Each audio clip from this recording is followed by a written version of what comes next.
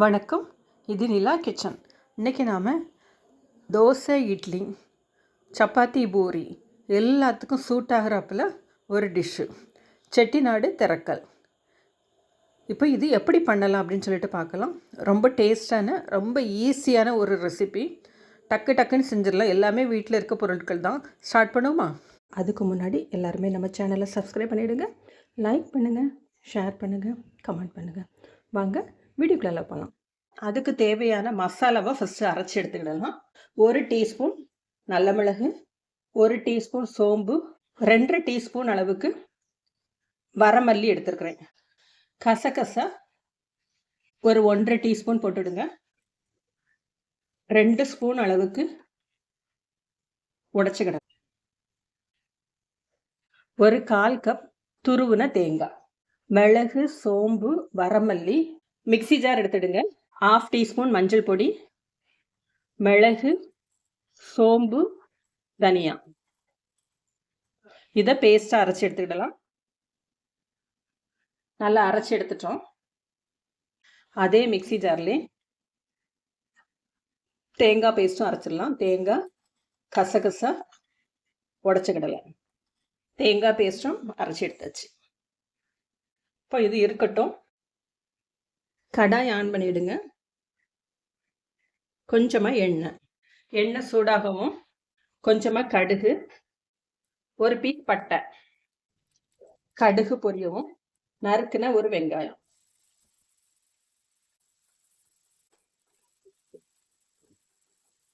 வெங்காயம் ஓரளவுக்கு வதங்கின உடனே 2 பச்சை மிளகாய், 2 தக்காளி,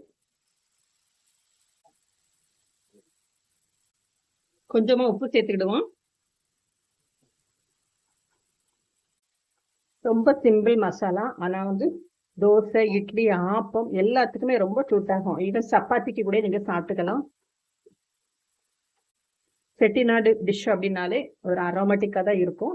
அதுக்கு இது கொஞ்சமும் குறைஞ்சது கிடையாது. ரொம்ப ஈஸியாக இருக்கும். டெய்லி தோசை, இட்லிக்கு, சட்னி, சாம்பாருக்கு பதிலாக இதுவும் செஞ்சு சாப்பிட்டுக்கலாம். அட்டகாசமாக இருக்கும். தக்காளியும் வெங்காயம் நல்லா குழஞ்சி வரட்டும்.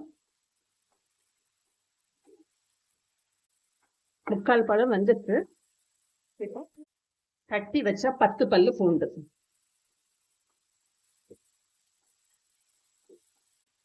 இந்த டிஷ்ஷுக்கு மெயினா 2 காய்கறி தேவை. 1 உருளைக்கிழங்கு, 1 கத்தரிக்காய். காய் கொஞ்சம் எண்ணெயிலே நல்லா வதங்கி வரட்டும்.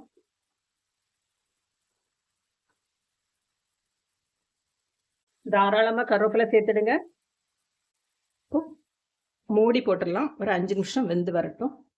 காய் கொஞ்சமே எண்ணெயில வதங்கினதுக்கு அப்புறமா அரைச்சி வச்ச தேங்காய் பேஸ்ட் பிளஸ் மசாலா, மிளகு, சோம்பு, வரமல்லி, தண்ணி சேர்த்துக்கிடலாம்.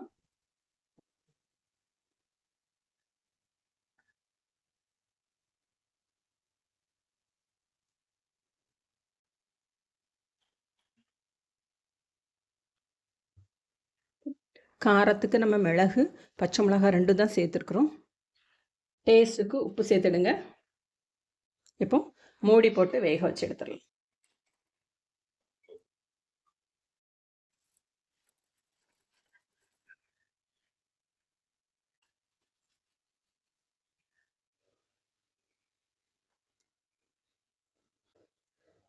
காய் நல்லா மசிஞ்சு வந்துட்டு பாருங்க, குழைவாக வந்துட்டு.